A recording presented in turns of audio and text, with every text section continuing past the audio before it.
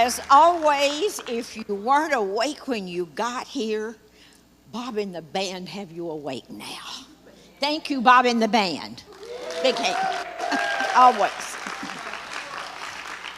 Good morning. I am Anne, and I am honored to welcome all of you here today. We're going to together say the opening statement. Then I'm going to make a couple of quick announcements, and then we're going to rock on. So will you please say together with me, and it's on the screen if you don't know it by heart. Together, there is only one presence and one power active in my life and in the universe. God, the good, omnipotent. And with that, a few announcements. I want to remind you, as I often do, because it's my baby, near and dear to my heart, the next desk is right outside the doors. If you would like to learn about volunteer opportunities, upcoming events, there are lots of documents you can pick up there and get your questions answered. The Book Nook is open today, and it is the perfect place to pick up a few gifts, a book that you'd like to read, and more. Jewelry, lots of jewelry. So most important, of course, is that we support the Book Nook. So when you get ready to buy a gift, pop on in. Conversation is happening in Fellowship Hall right after the service. What else is new? That's a busy place right after the service, especially since there's food. Have you ever noticed when there's food, people gather? So that's important. We are having a short platform assistance meeting immediately after this service. So I'm going to invite you, please, if you're not a platform assistant or not interested in being one, please step out into the foyer or into Fellowship Hall to carry on your conversations, because we're going to be meeting right up here. Thank you for that. There's also a chaplain orientation meeting today at 12:30 in the Fillmore classroom. If you don't know where it is, it's one level up on the office level. So find that if you're a chaplain or you're considering being a chaplain. This week, check your e-news. It is in your inbox on Thursday afternoons. Thank you, Jennifer Markley, for keeping us updated. So there are details there about the Radiant Sun Poetry Society.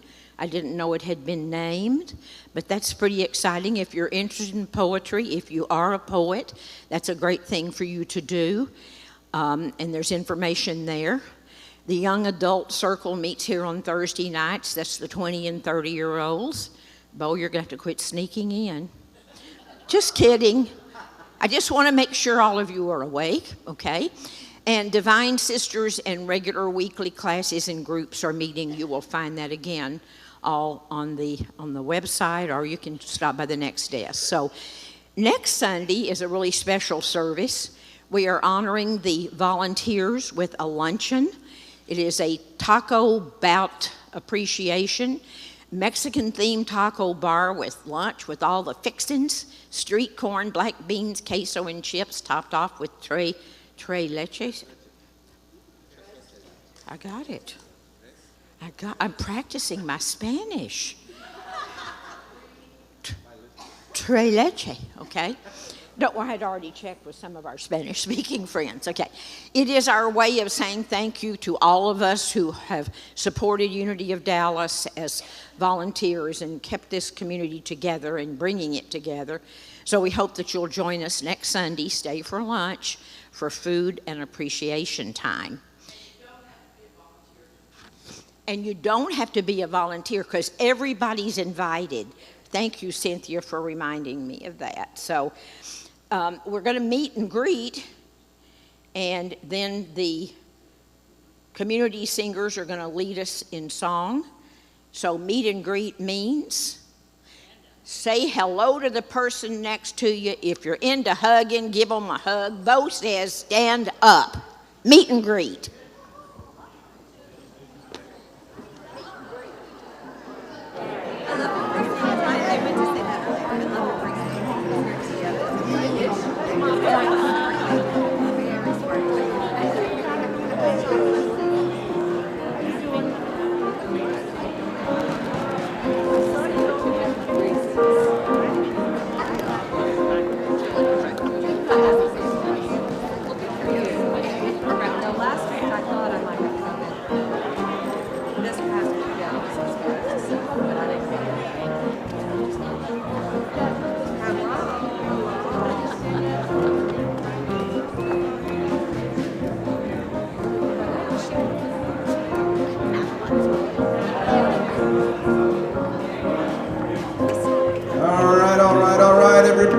I know this could go on for an hour if we let it, so I'm going to invite you to come back to your seats, but stay standing as you're able, because we're going to join together in song. I'm sure you know this song. If you don't, it's real easy, because you're going to repeat after us on this first verse. The choir, isn't it great to see the choir up here? Yeah? Don't they look sharp in their gold stoles? I love it. And I wanted to also point out, we have some empty seats, so there's availability in the choir if you'd like to join. So it's more than just 3. We'll actually make more chairs available if you'd like to join the choir. So come to me after service if you'd like to get more information about being in our choir. But let's sing a little bit, right? We're going to start. You guys repeat after us, and then we'll change it up on verse 2 and verse 3. Here we go. Choir, 2, ready, and this is the day go! that the Lord has made. We will rejoice and be glad in it. This is the day that the Lord has made. We will rejoice and be glad in it. This is the day that the Lord has made. All right, let's have ladies first. Ladies first. Gentlemen, repeat. All right? Ladies, 2, ready, go! This is the day. Guys, this is the day. When the Spirit came. When the Spirit came. We will rejoice. We will rejoice. And be glad in it. And be glad in it. Everybody, This is the day when the Spirit came. We will rejoice and be glad in it. This is the day. This is the day When the Spirit came. All right, we'll keep it simple and just flip-flop that. Guys, let's see what you can do. Gentlemen, let's hear you. Strong. 1, 2, ready. Guys. This is the day. When we sing for joy. That we sing for joy. We will rejoice. We will rejoice. And be glad in it. And be glad in it. Everybody, this is the day that we sing for joy. We will rejoice and be glad in it. Guys, this is the day, ladies, This is the day that we sing for joy. Yeah. I invite y'all to take a seat. Ida. Morning, everyone. I'm Ida Ribbik. I'm your prayer chaplain this morning. And I do want you all to know that if you have any prayer requests, you can put them in any one of our prayer chests. There's one here, there is one in the Webster Chapel, and there is one on your way out on the left. But you can always just virtually put them in and they will be taken care of. So I would like for you now to join me in our daily word for the day together. Blessed. All things work together for good in my life. I am blessed.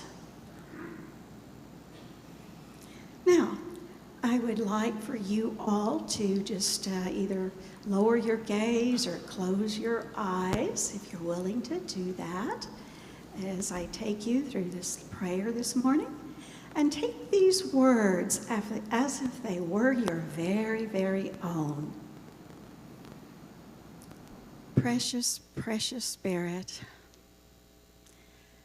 I am so grateful and blessed to be your child of light and love. And grateful for being unified with your consciousness 24/7. I'm in the right place right now, serving all of humanity, bringing into their lives love, peace, joy, abundance, understanding, and forgiveness.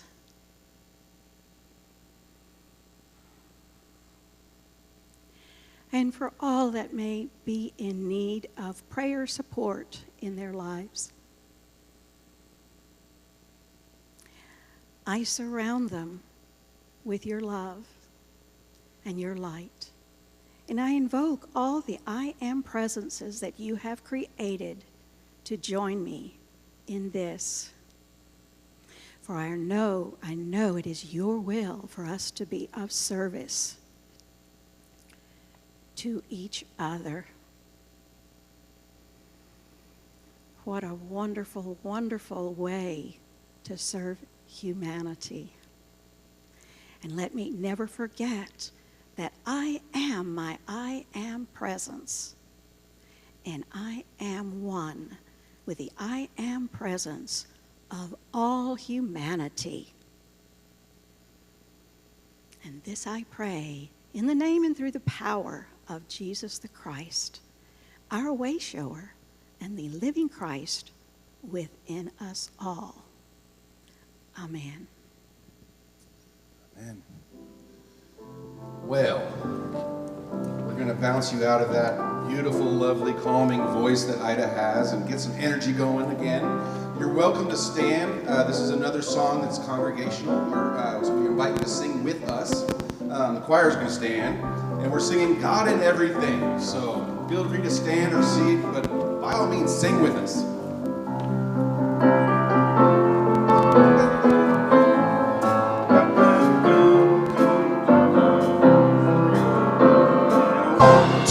I see joy, I see peace, I see goodness surrounding me.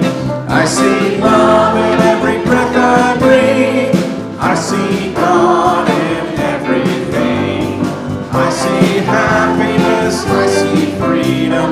I see the beauty that lives in me.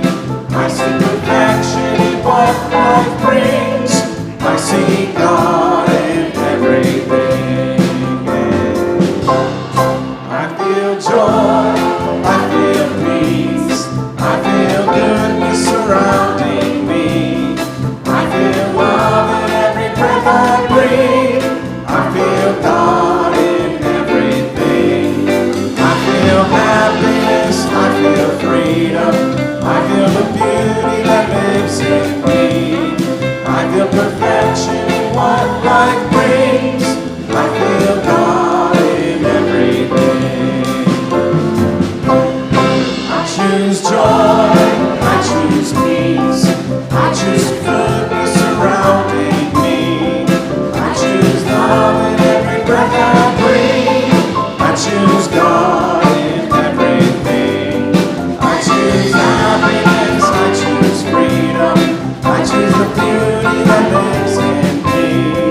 I choose perfection in what life brings. I choose God in everything. I know joy, I know peace, I know goodness surrounding me. I know love in every breath I breathe. I know God in everything. I know happiness, I know freedom. I know the beauty that lives in me. I know perfection in what life brings. I know God in everything. One more time. I know God in everything. Amen, amen. Please be seated and enjoy your awesome unity voices of unity singers. Ready?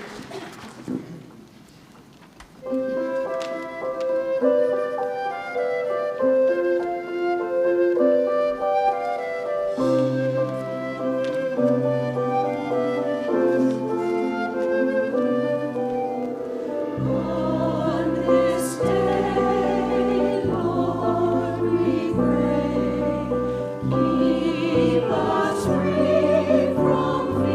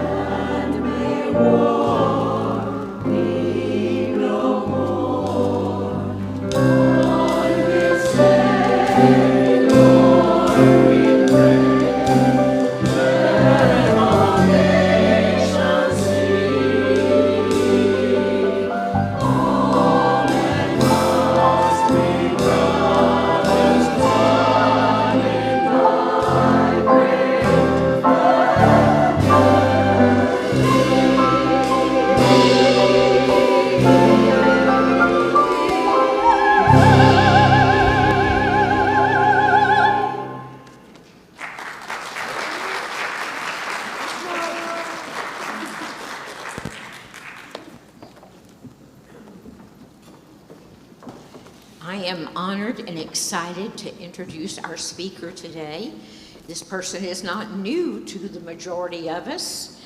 He and I were here when we laid the first stones along with Bob, long time. So let me share with you all of his accomplishments. David Drumm became a licensed Unity teacher in 1996 when he was 12, and has taught over 26 different Unity courses.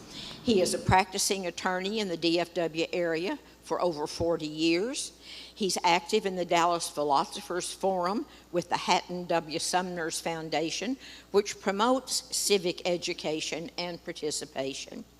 He is a speaker and author of 2 legal books. He has previously served on the board at Unity of Dallas for many years. He's a former board president. I got to work on the board when David was president. Sometimes we got home at midnight, but we accomplished a lot. David became a board member of Unity Worldwide Ministries this year. We are blessed to have David here today. Please welcome David Drumm.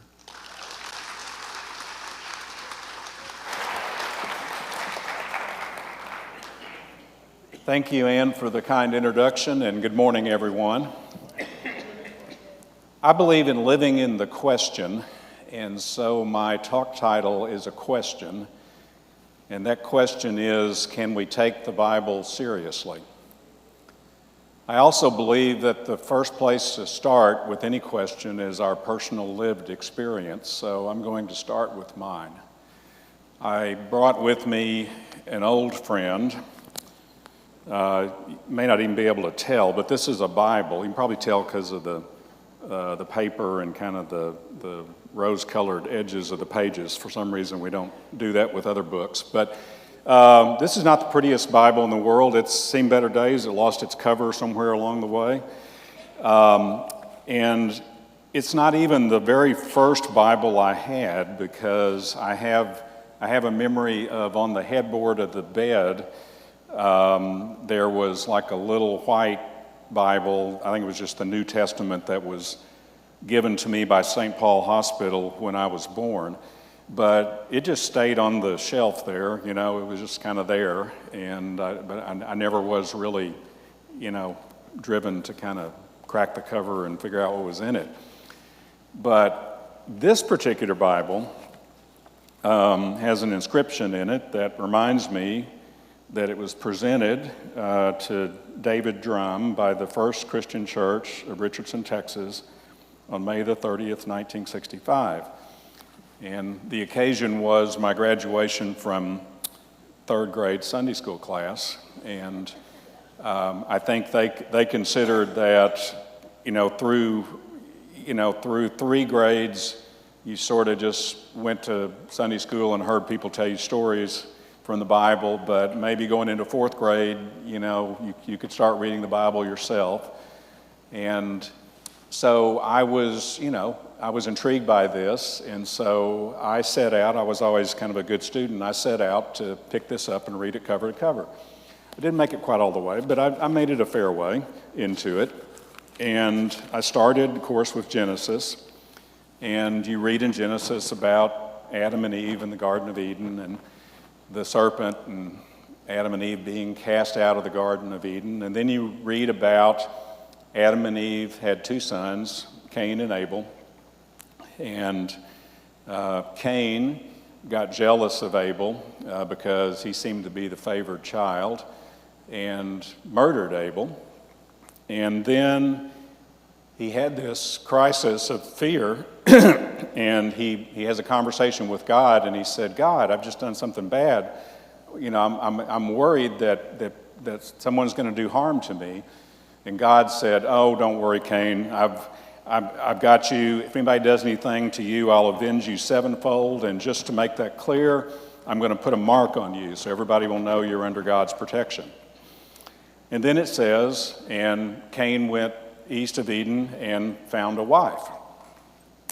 Okay, now I was only about 10 years old, but I paused at that point, and some questions began to arise. One was, exactly where did Cain find his wife? There were 4 people on the planet, and one of them's been murdered, so there's now 3 people on the planet. Where did this wife come from? And then exactly who was Cain afraid might do him harm? He had left, he had been cast out, he had been forced to leave his parents, and he had murdered his brother. So exactly who did he think was going to do him harm? And so, I began to kind of scratch my head about these things. And then you go in a little bit further, and it tells how Methuselah lived to be 969 years old. And I'm thinking, was medicine really that much more advanced back then? Doctors can't keep us alive for 969 years. And at the risk of beating a dead horse, let me give you a couple more. There's a passage in the book of Joshua where the Israelites, God's favorite people, are having a battle, and they need a little bit more daylight hours to completely rout their enemy in the battle. So God commands the sun to stand still, and so they get some more daylight, and they're able to completely rout their enemies in battle.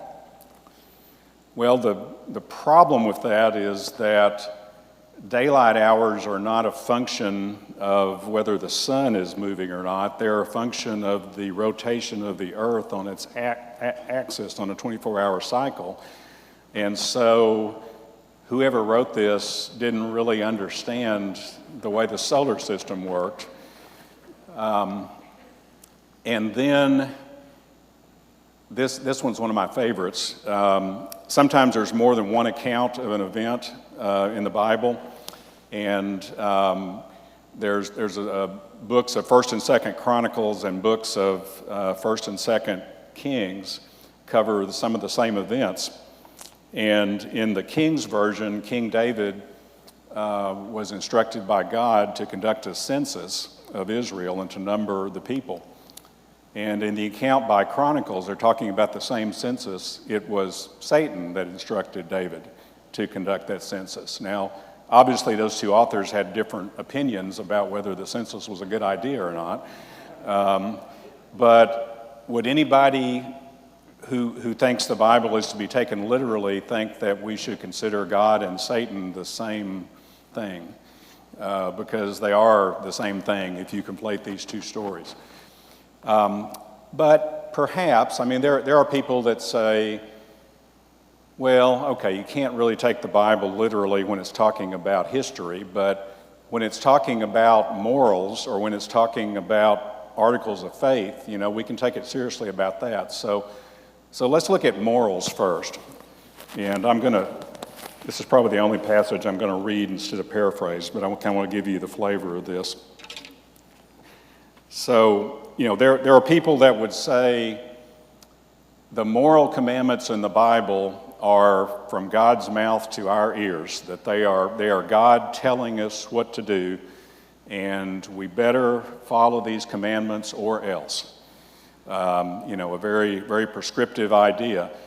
But people who say that are always a little bit selective about which commandments they think should be followed and which commandments should not. And here's one you don't hear about so much. In Deuteronomy 21, starting with chapter 18, God is laying down the law to Moses, and this is part of it. He says, "If a man has a stubborn and rebellious son who will not obey the voice of his father or the voice of his mother, and though they chastise him, will not give heed to them, then his father and his mother shall take hold of him and bring him out to the elders of his city at the gate of the place where he lives.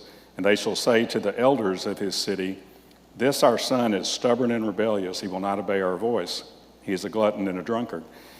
Then all the men of the city shall stone him to death with stones, so you shall purge the evil from your midst, and all Israel shall hear and fear." Well, as a son who was sometimes stubborn and rebellious, I was glad that this one was not taken so literally. You turn to the next chapter of Deuteronomy, and there's a stern commandment not to wear clothing that is mixed of linen and wool. And by extension, that means don't wear any blended fabrics. So I want to ask you all, have you atoned for your sins with blended fabrics? Okay, but what about articles of faith? I mean, what could be more fundamental to the Christian tradition than the birth, crucifixion, and resurrection of Jesus? So let's look at those. As to the birth of Jesus, we have 4 canonical Gospels. Only 2 of them, Matthew and Luke, have anything to say about the birth of Jesus. And they differ. In Matthew, Jesus is born in Nazareth. In Jerusalem, he's born in Bethlehem. So there's a discrepancy in a basic kind of biological fact in that particular account. When you go to the crucifixion, you have 3 Gospels, Matthew, Mark, and Luke, that relate that the crucifixion happened after a Passover meal that Jesus celebrated with his disciples. But in the Gospel of John, the meal that Jesus shares with his disciple is not the Passover meal, but the meal on the eve of preparation, the eve before Passover Eve. And John did that because he liked the idea that when Jesus sheds his blood on the cross, that's the same time of the year that the blood of the lamb was put on the door of the house of the Israelites, and the angel of death came over and spared them. So he liked that chronology, and so he was not restricted by the facts to tell his story. Okay, let's go to the resurrection here. We have 4 different accounts of the resurrection, and I'll look at them in the order that these Gospels are believed to have been written. In Mark, it is related that on Easter morning, 3 women who are named visited the tomb, and they found the stone to the tomb had been rolled back, and that they went inside the tomb, and then in the tomb there was a young man in a white robe. And the young man in the white robe told them, "Jesus is risen, go tell the disciples." And then it says, despite that, they told no one. So they were disobedient. They told no one. It was they didn't follow the advice. Then we go to Matthew's story. Matthew names 2 women. We can't tell if they're 2 out of the 3 or not, because one was just another Mary. But in Matthew, the women actually see an angel roll back the stone instead of the stone being rolled back when they get there. And they go into the tomb, and they are told by that angel to go tell the disciples. And so this time they do decide they're going to follow the advice and go tell the disciples. But on the way out, they run into the risen Christ and have an encounter with the risen Christ. In the Gospel of Luke, it names 3 women that went to the tomb, and it said, and there were other women that went with them and not named. And they find there not 1 angel, but 2 angels. They go inside the tomb. They're told to tell the disciples. They go tell the disciples. Disciples don't believe them, because after all, these are just crazy women. But then the disciples later that day are on a journey to a town called Emmaus, and then the risen Christ appears to the disciples, and so they have an encounter there. In John, it's only Mary Magdalene that goes to the tomb by herself, and she doesn't go in the tomb, and all the other 3, they go inside. Mary sees the tomb rolled back, and she says, I better go tell someone. So she goes and tells Peter, and Peter and another unnamed disciple have a race to see who can get to the tomb first. And one of them looks in the tomb first, but another one runs in the tomb first or something, and they see the burial clothes there empty, and then they leave, and then only after they leave, Mary, she doesn't enter the tomb in the story, she looks in, she sees an angel. The 2 disciples didn't see the angel. I guess the angel materialized, after that. And the angel says, Jesus is not here. And then Jesus from behind Mary calls to her, and she turns around. She mistakes him for a gardener, but he says, "Don't you recognize me?" Okay, now these are all very good stories, but I'm trained as a lawyer. I mean, if you have 4 witnesses on the stand that are relating this story, what do you conclude happened? I mean, how many women were at the tomb? Did Mary go in the tomb? Did she not go in the tomb? Did the women tell the disciples? Did the women not tell the disciples? It's kind of hard to pin down what the true facts are here. So with that, it's kind of tempting to say we can't take the Bible seriously because the only way to take the Bible seriously is to take it literally. And we can't take it literally because of these factors that I've related here, and so it's best just to kind of regard the Bible as some kind of irrelevant, antiquated, out-of-date historical relic. What that view and the literalist view have in common is that they both don't really understand how humans create purpose and meaning. Humans do not create purpose and meaning by dryly observing facts, like a videotape would reserve the facts, and you say, okay, this just happened, this just happened, this just happened. That's all I need to know is what happened. Just tell me what happened, and I'm happy. Human beings don't do that. Human beings interpret facts, and in interpreting facts, they give meaning and purpose to the facts. They create a narrative. And the way to take the Bible seriously, and I'm acknowledging here my indebtedness to Marcus Borg and Spong and Bishop Shelby Spong and other writers. This is not original with me, but I like to share these ideas. Is the way to take the Bible seriously is not to take it literally, but to look at it from a historical/metaphorical standpoint. Now, in the Unity curriculum, we have a set of Bible classes that are historical Bible. We have another set that are metaphysical. I think it's best to combine those two because I think they really should be looked at together and not a wall between them. So the historical Bible does tell us actually a fair amount about history once you sort of read it critically. I mean, it's not worthless as a historical document, but you have to use some discernment and some archaeology and some other sources and a few other things to figure out what the history is. And the history it tells is very interesting. If you look at the Hebrew Bible, there are different epochs of history that are all very interesting. The first epoch is kind of before the people of Israel differentiated themselves from the other Middle Eastern peoples, and you find a lot of this in the book of Genesis, and it contains answers to the kind of stories that a 3 or 4 year old child will ask and that people still ask. Stories like, how did I get here?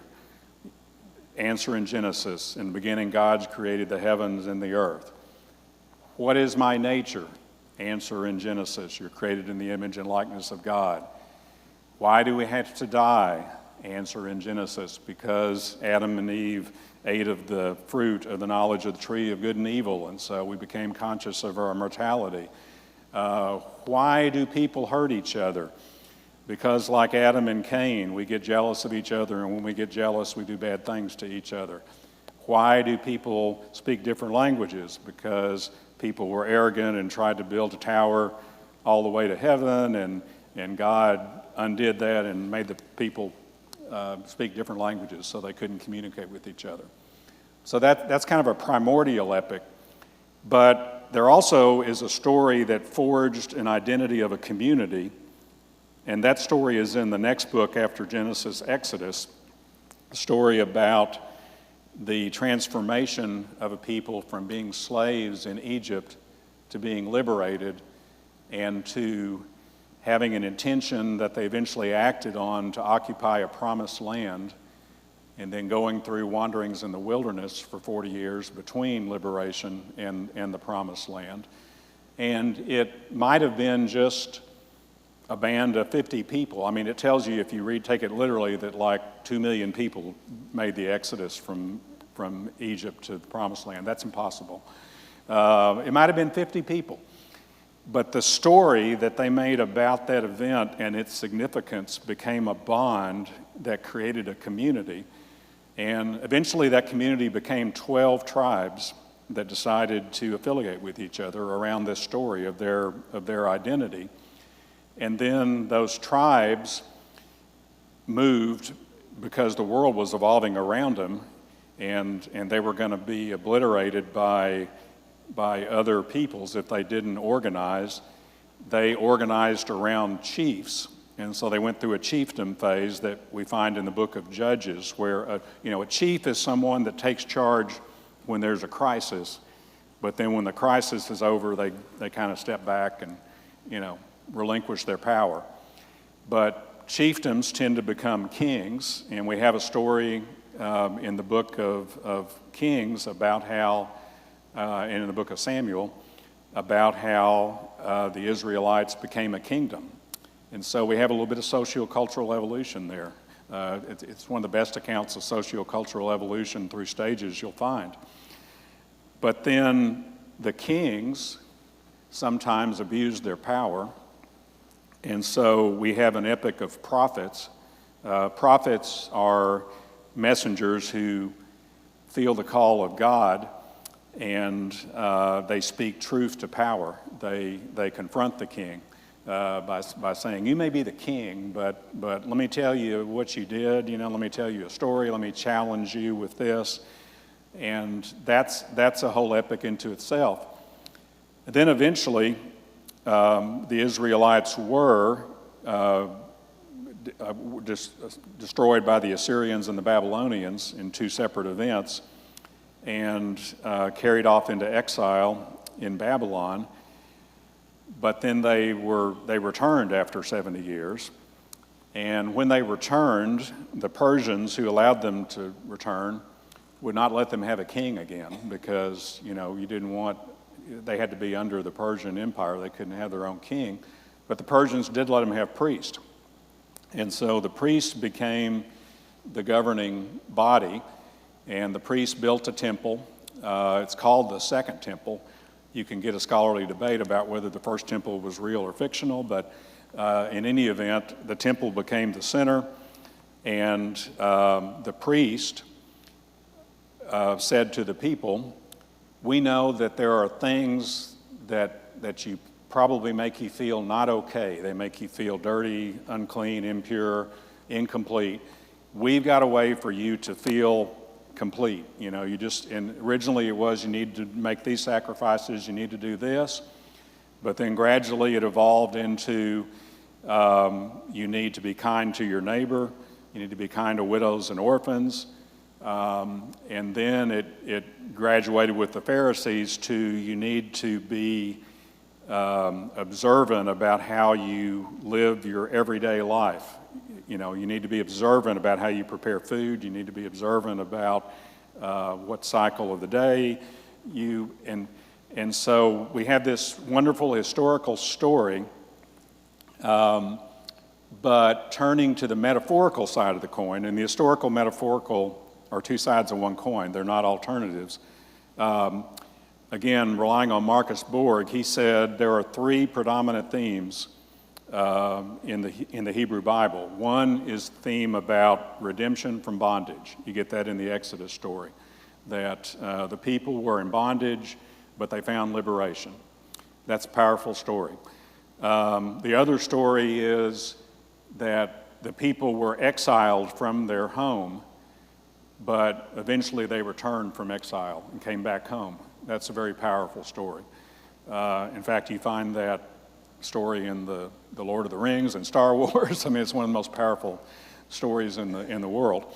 And the third story is the priestly story, that if you're not feeling okay with yourself, you can feel okay with yourself. You know, you may have a different idea about what yields that transformation, but transformation is possible.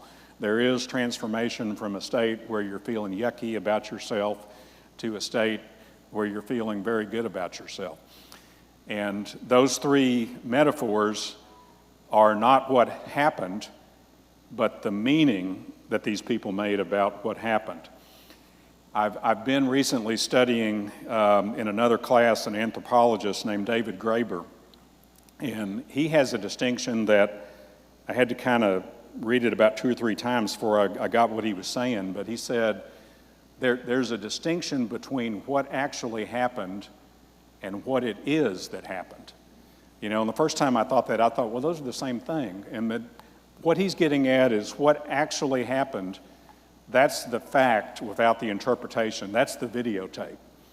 You know, what it is that happened, and this is all that's real, is our experience of it. It's kind of the proverbial tree falling in the forest if nobody hears it. You know, I mean, if nobody hears the tree, then it doesn't really have any effect. It's only the experience we make of our encounter with the fact that gives it the meaning.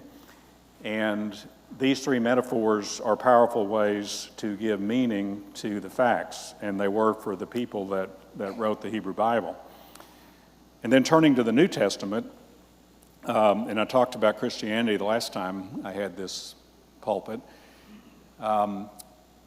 Jesus of Nazareth, his main historical message is the kingdom of heaven is not a place you go in the afterlife. The kingdom of heaven is a present reality, and its reality is proportional to your ability to perceive it. It's as real as you can see it. But I think for him, he grew up in this culture of these metaphors. I think for him, this ability to perceive the kingdom of heaven, that was the liberation from bondage, that was the return from exile, and that was the sanctification, being made holy after you feel not okay and incomplete. So I think it combines all three ideas. And then when Jesus' followers carried on after he left the planet, they tended to confuse the messenger with the message, and they would say, well, Jesus was the one that liberated us from bondage. Jesus is the one that returns us from exile. Jesus is, in the New Testament, both the priest that conducts the sacrifice that makes us whole and the object of the sacrifice, the lamb that dies. Jesus is all of these things, but they're displacing the message onto the messenger. That's just human nature. It's still a powerful story. So what does this have to do with us? Well, when we tell, if you go to an icebreaker at a party or something, you might have an exercise where you go around and say, okay, everybody has 3 minutes to tell their story. And so you tell your story to people, and that's a good way to get to know people. But when people tell their story, they don't take the videotape approach. They don't say, well, I was born at such and such a hospital at 1:53 in the afternoon, and 36 hours later, my parents took me home from the hospital, and then I first walked when I was 1 year and 4 days old. That's not the story they tell. They tell the story that gives a purpose and a meaning to their life. And I think the way we take the Bible seriously is that we use the Bible as a source book for the themes that we can use to tell our own story. We can tell our own story as a liberation from bondage. We can tell our own story as a return from exile. We can tell our own story as a purification or a transformation. And I think that's the way to take the Bible seriously. We can also move from our personal story to a collective story. And this is where it gets really valuable. We talked about how the people of Israel formed a community, a collective community around these shared stories. And that's what any community needs to do. But the degree of difficulty is a lot higher because we've now got co-authors on the story. And so, we don't get to be the only storyteller. We've got to find a common shared story that all of us who want to be in the community will adopt. Anyone who's ever been to a strategic planning to come up with mission, vision, and values knows how hard this is, because everybody's got, no, the story needs to be this. Let's say, the story needs to be this. But we unite as a community when we share the story. And I would submit that these stories we find in the Bible, these themes we find in the Bible, are about the best tool we have to create a shared story. Why? Because there's 1 billion people on the planet right now that know these stories. It's hard to create a shared story if you don't have the same reference. You don't know the same stories. Oh, I saw this movie, I read this book, but only a few people read this book. But not everybody, but most people in our culture know a little bit about the Bible. So it's a shared resource to conduct a shared story. And I think that's its value. But then you might ask, okay, so we could have a shared, and a shared community could be something like this congregation, but it could also be, our city, our state, our nation. I think that's a problem we're struggling with now, is we don't all have the same story about who we are as a community, however you define the community. But if the story comes from the Bible, does that mean it's a story that can only be shared by the Judeo-Christian tradition, only by, what about the people that are born Hindus or Muslims or Buddhist?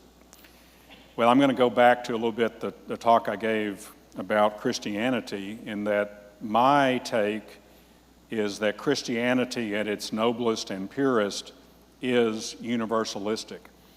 Even in the Hebrew Bible, you've got a version of it that says a particular tribe is the chosen people, they're the holy ones, everyone else is a Gentile, but you've also got a story that says these people are a light unto the Gentiles, that it's to be a shared, the circle is to be expanded to include everybody. And I share this with another of my favorite authors, Hans Kung, who's a German Catholic bishop that writes a lot about Christianity. He says you can draw the Christian circle wide enough to include all these other people, because there's nothing in the Christian story that has to be exclusivistic. I mean, there's a way to tell the story exclusivistically, but is that drawing the widest story? Can't all people tap into these stories about liberation from bondage, about return from exile, about being purified when you feel unclean? And can't that be told through Hindu traditions? Can't that be told through, can't we unite around those themes without having to argue about, whose book is better than someone else's book? So that's I guess it's good to dream big. That's very ambitious, but I would think that some of these truths and techniques of meaning making that we get from a serious study of the Bible could help us create a human family that has a story that's inclusive enough to draw us all in and has enough meaning to make us all feel a shared purpose. And so I would like to invite you to take these thoughts into a time of meditation. So I don't know if we've got any background music. I can do it with or without, but just allow yourself to just release the thoughts that have been coming up in your mind as you've been encountering these words and these concepts, and focus the attention on the breath.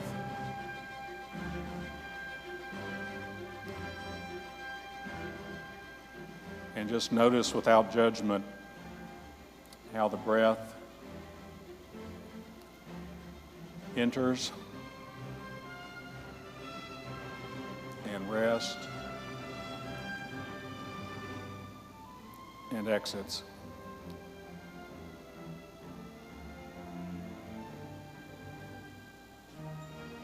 And notice that the still point in between we feel as the heart, as the center of compassion and love. And so I invite you to direct your energy to the heart and to feel your breath as if it is the heart breathing. As the heart is breathing in love and breathing out compassion.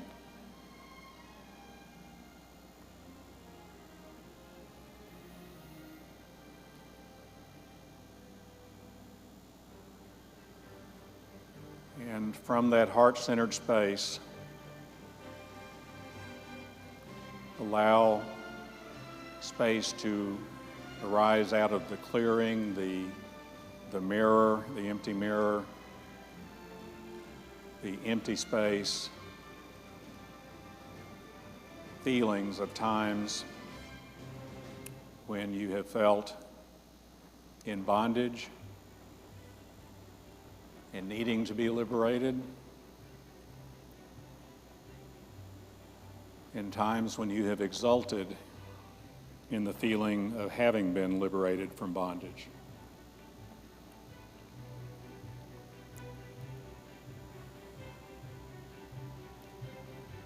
Think about times when you have felt in exile from your home, alienated, estranged, homeless.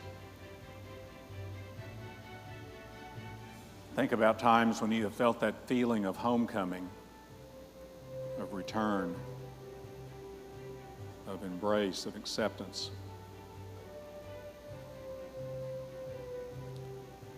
Think about times when you have felt unworthy, not okay, impure.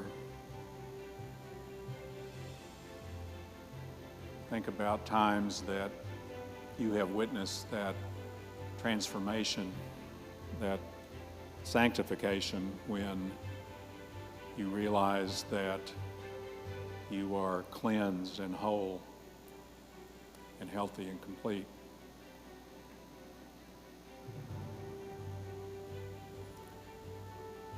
And just allow these memories to rest poignantly in the silence.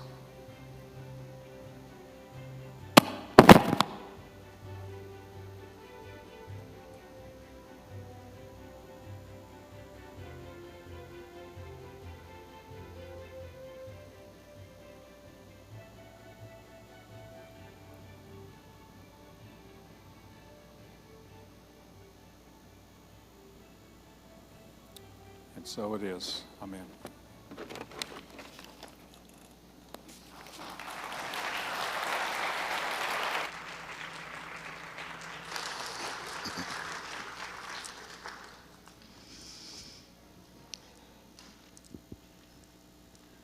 Wow. Thank you, David. A reminder and a blessing to hear what David has to say today. So it is the time in our service where we give our offering to Unity of Dallas to serve others and to keep the doors open. I always got in trouble for saying that, but you know, it helps. It helps. Thank you so much. So there are many ways that you can give. They'll pass the basket today, and also you can give online if that is your choice. If you fail to catch the basket, stop by the next desk and we'll take it and put it in the offering for you. So let's say together our offertory blessing. Divine love as me blesses and multiplies all that I am, all that I give, and all that I receive. Thank you, Spirit.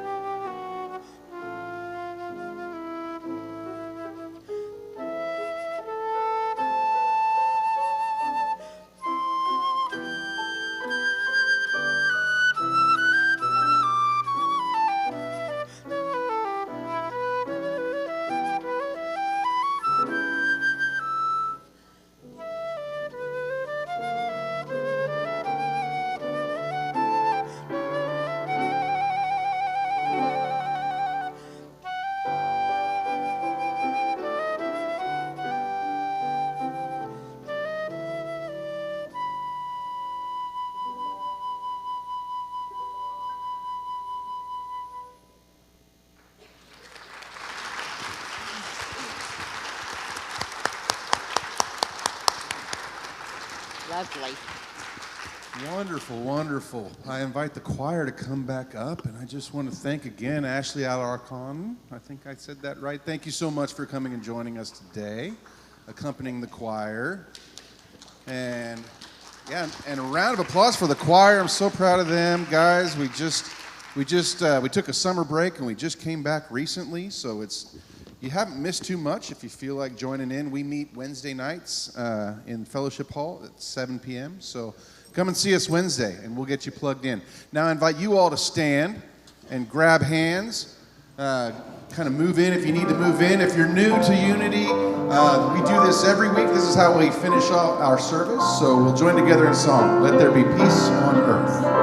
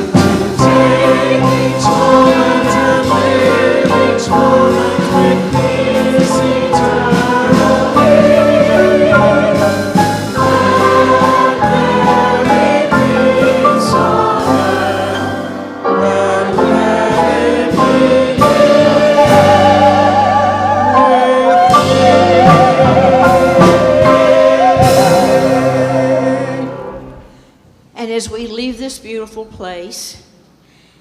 We walk into our new week. It is wonderful to remember we are blessed, we are loved, God is, we are. And let the people say together, Amen. Amen.